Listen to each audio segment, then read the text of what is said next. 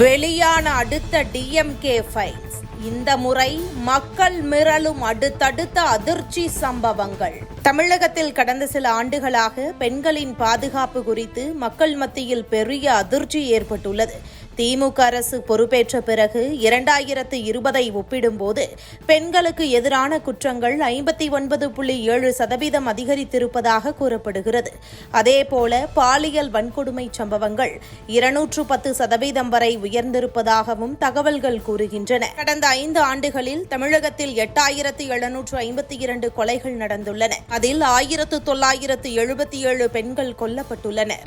361 குழந்தைகள் உயிரிழந்துள்ளனர். அதில் 38 பெண் குழந்தைகள் பாலியல் வன்கொடுமைக்கு ஆளாகி கொலை செய்யப்பட்டதாக கூறப்படுகிறது. மேலும் தமிழகத்தில் அதிக அளவில் மிகவும் போதைப் பொருட்களும் பரவி வருவதாகவும் கடந்த 5 ஆண்டுகளில் மட்டும் 22 லட்சம் கிலோ கஞ்சா பறிமுதல் செய்யப்பட்டதாகவும் தகவல்கள் தெரிவிக்கின்றன. சமீப காலத்திலும் பெண்களுக்கு எதிராக பல அதிர்ச்சிகரமான சம்பவங்கள் நடந்ததாக செய்திகள் வெளியாகியுள்ளன. நீலகிரியில் ஓடும் பேருந்தில் மாணவிக்கு பாலியல் தொல்லை கொடுத்த காவலர், தூத்துக்குடியில் 12ஆம் வகுப்பு மாணவி பாலியல் வன்கொடுமைக்கு ஆளாகி கொலை செய்யப்பட்ட சம்பவம், மதுராந்தகத்தில் 14 வயது சிறுமிக்கு கூட்டு பாலியல் வன்கொடுமை, நாமக்கல்லில் 7 வயது சிறுமி கடத்தப்பட்டு பாலியல் வன்கொடுமை செய்யப்பட்ட சம்பவம் போன்றவை மக்கள் மனதில் பயத்தை ஏற்படுத்தியுள்ளன. இதற்கிடையில் பெண்களை அவமதிக்கும் வகையில் சில அரசியல் பேச்சுக்களும் நடந்ததாக எதிர்க்கட்சிகள் குற்றச்சாட்டை முன்வைக்கின்றன.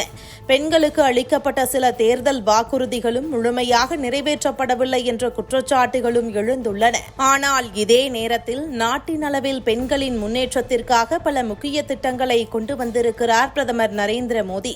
பெண் குழந்தைகளை பாதுகாக்கவும் கல்வி அளிக்கவும் பேட்டி பச்சாவோ பேட்டி பதாவோ திட்டம் தொடங்கப்பட்டது. இதன் மூலம் பிறப்பு பாலின விகிதம் 900 939 உயர்ந்திருக்கிறது. உஜ்வாலா திட்டம் மூலம் ஏழை பெண்களுக்கு கோடிக்கணக்கான எரிவாயு இணைப்புகள் வழங்கப்பட்டுள்ளன. முத்ரா திட்டம் மூலம் பெண்கள் தொழில் தொடங்க கடன் உதவி பெற்றுள்ளனர். பிரதமர் ஜன்தன் யோஜனா திட்டத்தில் கோடிக்கணக்கான பெண்களுக்கு வங்கிக் கணக்குகள் திறக்கப்பட்டுள்ளன.